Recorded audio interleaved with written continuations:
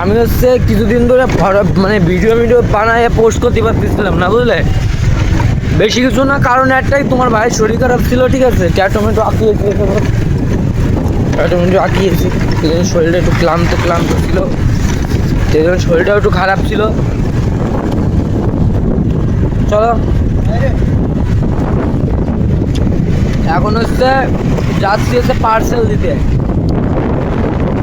চলো, যেতে যেতে কথা বলছি। দেখো রোড, দেখো আমার হাতের ট্যাটু, প্রচুর ট্যাটু আঁকিয়েছে, বুঝলে? বড় গণেশ মন্দির বললো, কোন জায়গায় আমি ভাড়া চিনতে পারতেছি না। মিস্টেক হয়ে গেছিলো, পার্সেলটা অন্য কাউকে দিয়ে দিচ্ছিলাম আর কি, সরি। হ্যাঁ, ট্রেনের ব্যাপার না, হয় অনেক সময় পার্সেল ভেবে মনে হচ্ছিল তোমার মেয়ে চলে এসছে। চলো, ঠিক আছে।